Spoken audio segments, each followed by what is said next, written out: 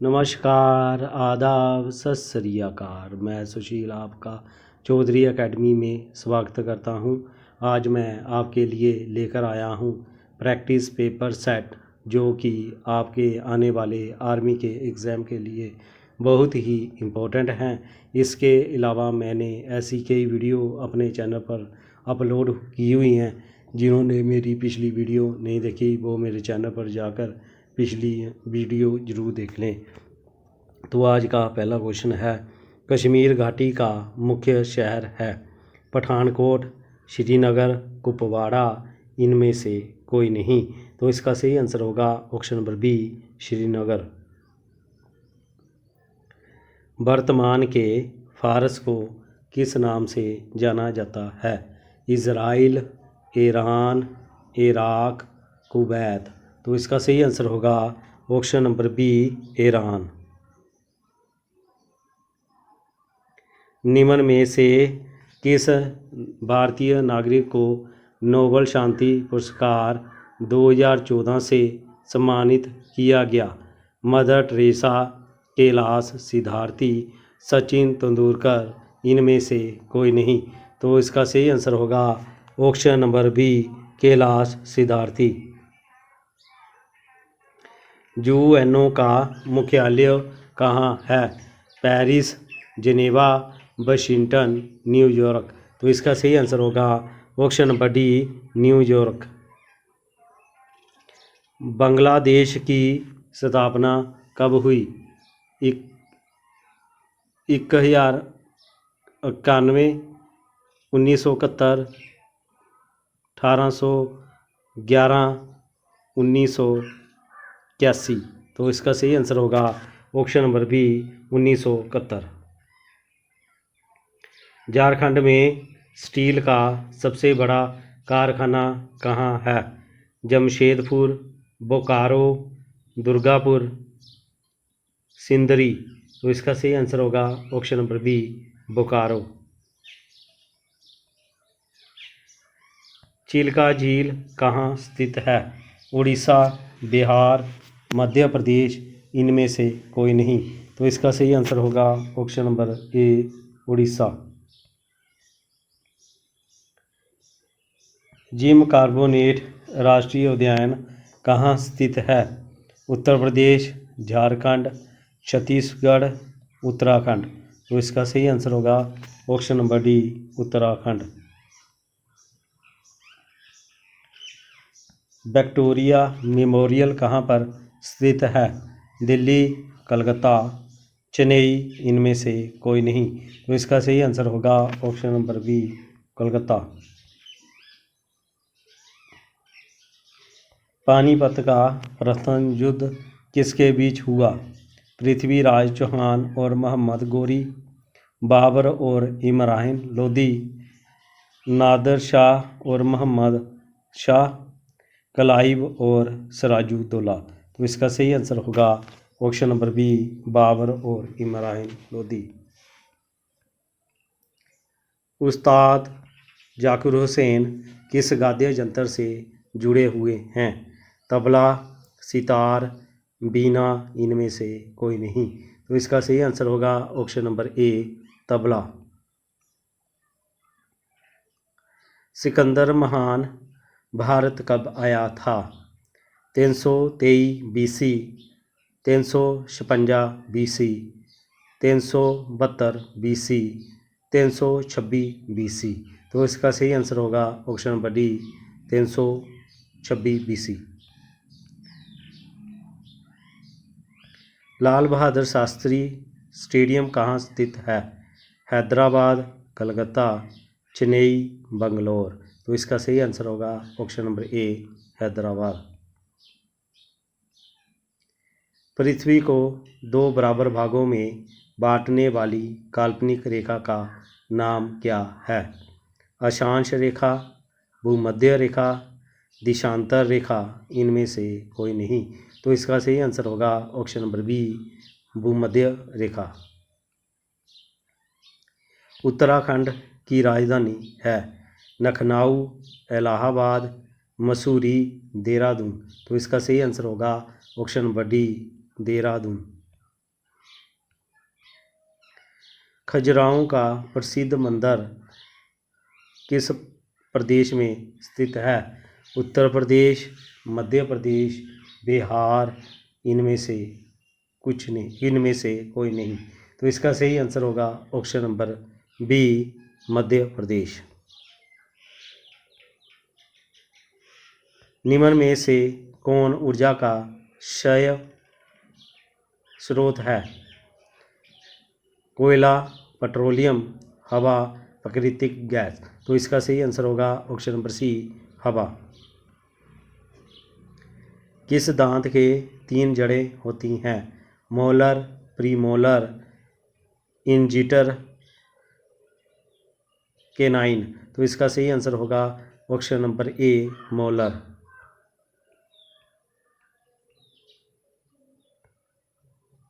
Alpha कण होते हैं धनात्मक, ऋणात्मक, उदासीन, उपरोक्त सभी। तो इसका सही आंसर होगा ऑप्शन नंबर ए, धनात्मक। यकृत द्वारा श्वास किया गया बाइल कहाँ जमता है? जमा होता है यकृत, बाल, ब्लैडर, फेफड़ा, इनमें से कोई नहीं। तो इसका सही आंसर होगा option number B, gall bladder. एक तार में एक समान विद्युत हो रही है तो उस तार पर क्या होगा? केवल चुंबकीय क्षेत्र, केवल विद्युत क्षेत्र, ए और बी दोनों, इनमें से कोई नहीं। तो इसका सही आंसर होगा ऑप्शन नंबर ए, केवल चुंबकीय क्षेत्र।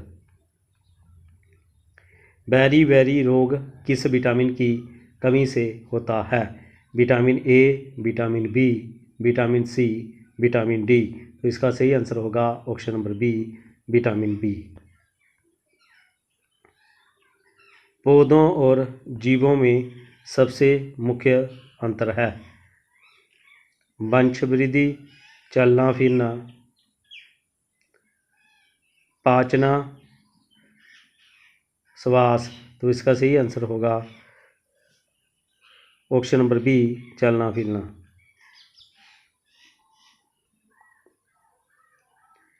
निम्न में से किसे कोशिका का शक्ति ग्रह के नाम से जाना जाता है?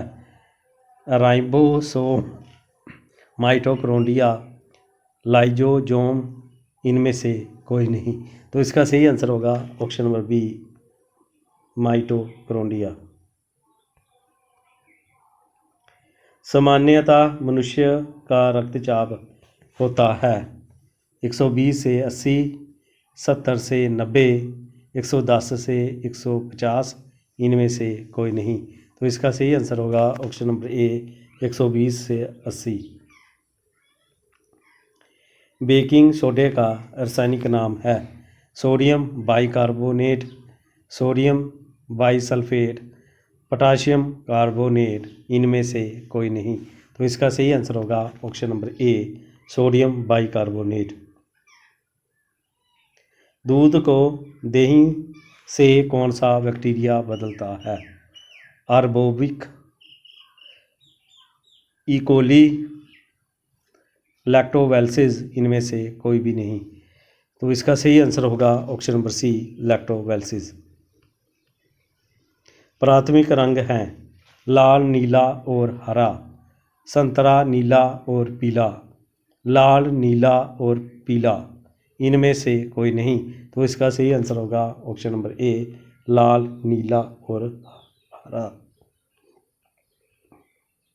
निम्न में से क्या डोपलर इफेक्ट से संबंधित है? ध्वनि, प्रकाश, चुंबकत्व, इनमें से कोई नहीं। तो इसका सही आंसर होगा ऑप्शन नंबर ए, ध्वनि। पानी का क्वथनांक कितना होता है? 100 degree Celsius, 99 degree Celsius, 97 degree Celsius, 80 degree Celsius. तो इसका सही आंसर होगा option number A, 100 degree Celsius. सूर्य प्रकाश कौन सा विटामिन उत्पन्न करता है? Vitamin E, vitamin A, vitamin B, vitamin D. तो इसका सही आंसर होगा option number D, vitamin D. एस एसकार्बिक अम्ल है, vitamin C, protein, enzyme, vitamin D. तो इसका सही आंसर होगा ऑप्शन नंबर ए, विटामिन सी। उड़ने वाले एकमात्र स्तनधारी जंतु का नाम बताओ। हवेल, सांप, मुर्गी, चमगादड़। तो इसका सही आंसर होगा ऑप्शन नंबर डी, चमगादड़। एक आदमी ने एक बैंक से 12% वार्षिक दर से 20,000 उधार लिए, तो बताओ एक साल बाद उसको राशि चुकानी पड़ेगी। तो पहले हम इसका निकालेंगे साधारण ब्याज। तो साधारण ब्याज का फार्मूला होता है मूलधन गुणा दर गुणा समय बटा 100। तो हमारे पास मूलधन कितना दिया गया है 20,000 गुणा दर कितनी है 12% और समय कितना है 1 साल बटा 100। तो 2 से 2 जीरो कटा तो कितना हुआ 12 दूना 24, तो 2400 हुआ। अब इसका निकालेंगे मिश्र धन। तो मिश्र धन कितना होता है मूलधन प्लस साधारण ब्याज। तो मूलधन कितना है 20,000 जमा साधारण ब्याज कितना है 2400, तो कितना हुआ 22,400। तो मेरा आंसर होगा option number D, 22,400।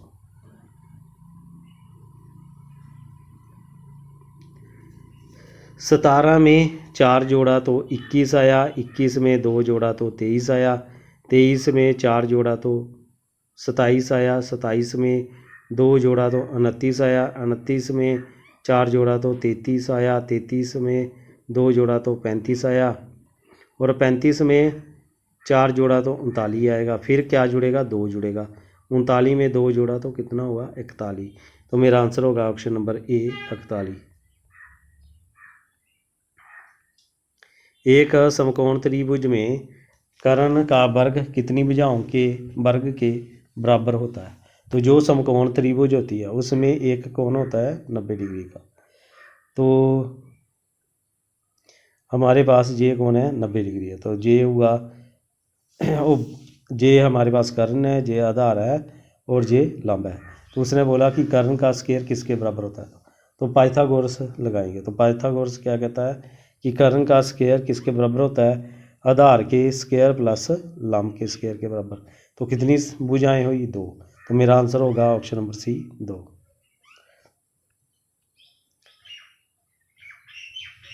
9 second square A minus 9 ten square A की वैल्यू निकालनी है। तो पहले हम 9 कॉमन करेंगे, कितना होगा सीकेंड square A minus ten square ए।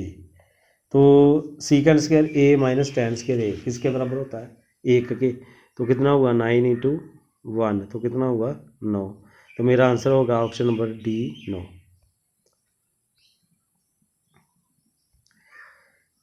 4 में 3 जोड़ा 7 आया, 7 में 4 जोड़ा तो 11 आया, 11 में 5 जोड़ा तो 16 आया, 16 में 6 जोड़ा तो 22 आया, 22 में अब 7 जोड़ेंगे तो कितना होगा 29। तो मेरा आंसर होगा ऑप्शन नंबर बी, 29। यदि टुडे का कोड UQECZ है तो बिफोर का कोड क्या होगा। तो पहले टुडे को कैसे लिखा है उसने UQECZ। तो टी में 1 जोड़ा तो जू आया, ओ में 1 जोड़ा 2 जोड़ा तो क्या आया, और डी में 1 जोड़ा तो ई आया, ए में 2 जोड़ा तो सी आया, बाई में 1 जोड़ा तो जेड आया। तो इसी प्रकार हमारे पास क्या होगा बिफोर लिखेंगे। तो बी में 1 जोड़ा तो कितना हुआ सी आया, ई में 2 जोड़ा तो कितना होगा जी आएगा, और एफ में 1 जोड़ा तो कितना होगा जी आएगा, ओ में 2 जोड़ेंगे तो कितना होगा क्या हुआ आएगा, और आर में 1 जोड़ेंगे तो एस आएगा, ई में 2 जोड़ेंगे तो कितना होगा जी आएगा। तो मेरा आंसर होगा CGGQSG। तो ऑप्शन नंबर सी। 5 का स्क्वायर होता है 25, 6 का स्क्वायर होता है 36, 7 का कितना होता है 49। तो मेरा आंसर होगा ऑप्शन नंबर बी 49। 25% को भिन्न में बदलें।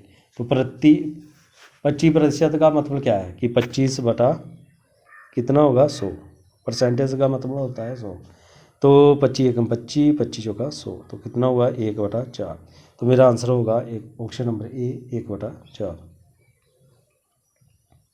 एक परीक्षा में 80% छात्र अंग्रेजी में उन्नत हुए, 85% गणित में और 75% अंग्रेजी और मैथ दोनों में उन्नत हुए। तो यदि 40% छात्र दोनों विषयों में अनुत्तीर्ण हुए तो छात्रों की कुल संख्या ज्ञात करें। तो पहले जो अंग्रेजी में पास थे तो वो कितने थे 80,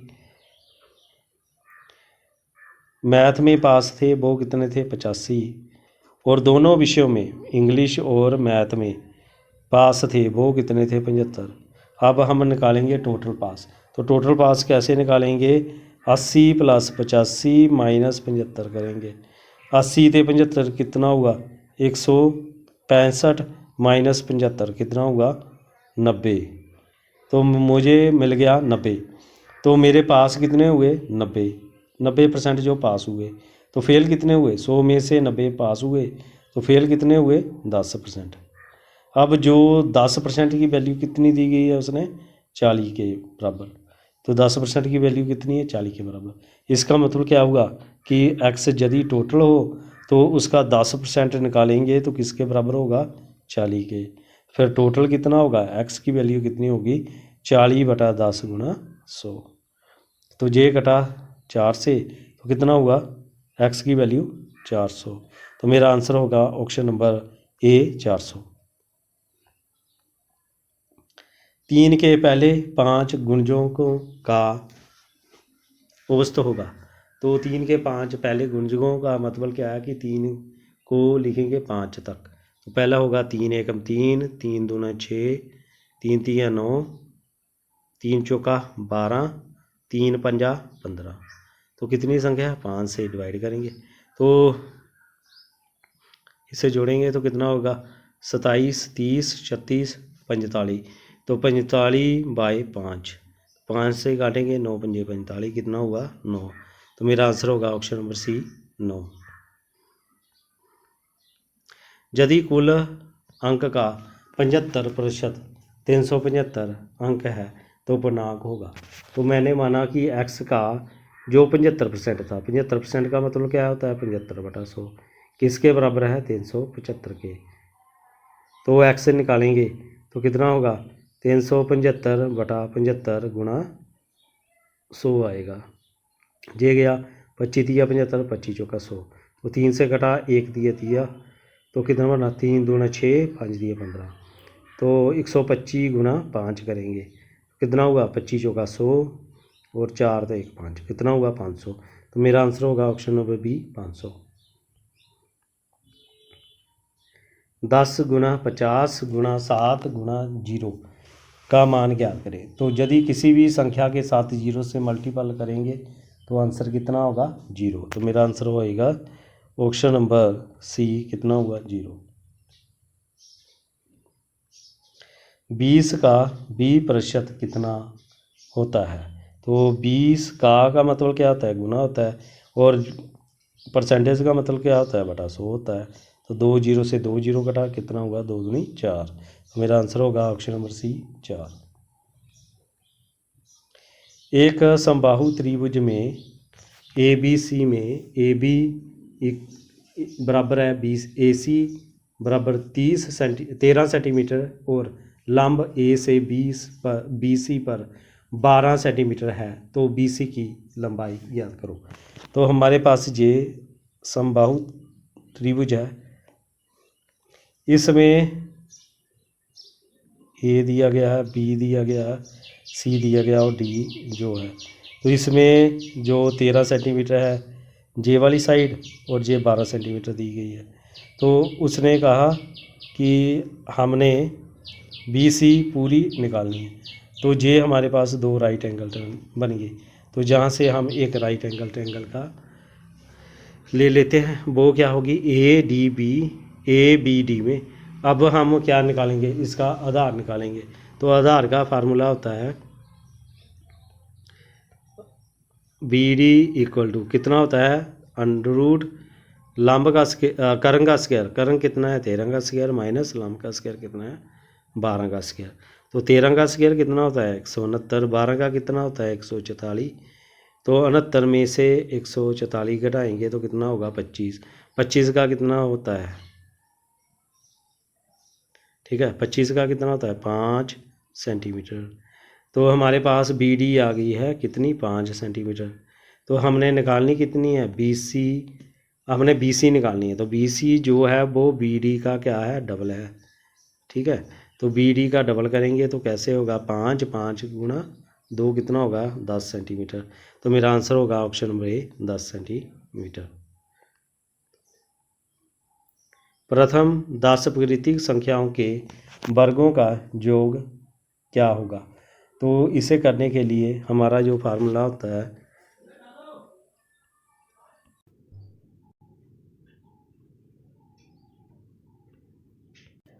तो इसे करने के लिए हमारा जो फार्मूला होता है वो होता है S N equal to N into N plus 1/2 होता है। तो कितनी संख्या है 10 है, तो 10 पुट करके एन की जगह एन 10 10 प्लस 1/2 करेंगे। तो 10 को काटेंगे 5 5 आएगा, 10 जमा 1 कितना होता है 11, 11 पंजे 55। तो मेरा आंसर होगा ऑप्शन नंबर ए 55।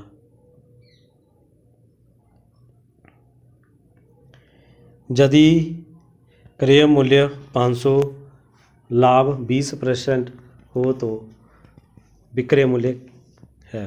तो विक्रय मूल्य है तो इसका मतलब क्या हुआ, मान लो कि 100 रुपये की कोई चीज़ थी, वस्तु थी, उसे जब बेचा कितने में बेचा 20% अधिक बेचा, यानी कि कितने का बेचा 120 का, ठीक है। तो उसका हम निकालेंगे विक्रय मूल्य। तो जो उसका हम निकालेंगे विक्रय मूल्य, तो जो क्रय मूल्य था यानी कि 100 की वैल्यू कितनी है 500, ठीक है। तो जो दिया होता है वो हम डिवाइड करते हैं, जो निकालना होता है वो गुना करते हैं। तो इसका मतलब क्या हुआ,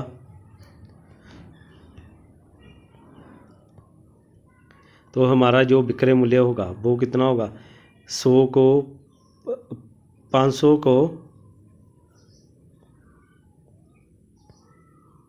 500 को 100 से डिवाइड करेंगे और 120 से मल्टीप्लाई करेंगे।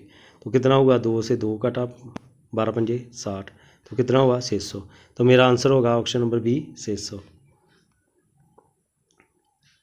44 सेंटीमीटर लंबे तार को मोड़कर बनाए गए वृत्त की त्रिज्या क्या होगी। तो जो वृत्त को तोड़कर बनाए गए वृत्त की, यानी कि जे वृत्त की क्या की परिधि, तो वृत्त की परिधि कितनी होती है 2πr, तो वो कितनी है 44। तो 2 गुणा 22/7 हुआ इंटू आर बराबर कितना हुआ 44 के।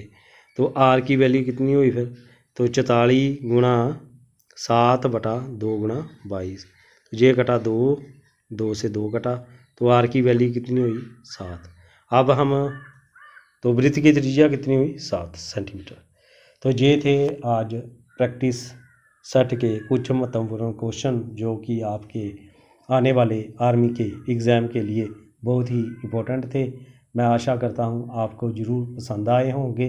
तो कैसी रही वीडियो मुझे ज़रूर कमेंट करें और मेरे वीडियो को लाइक करें, शेयर करें और मेरे चैनल को सब्सक्राइब करें ताकि जो अगली वीडियो का नोटिफिकेशन आप तक पहुँच सके।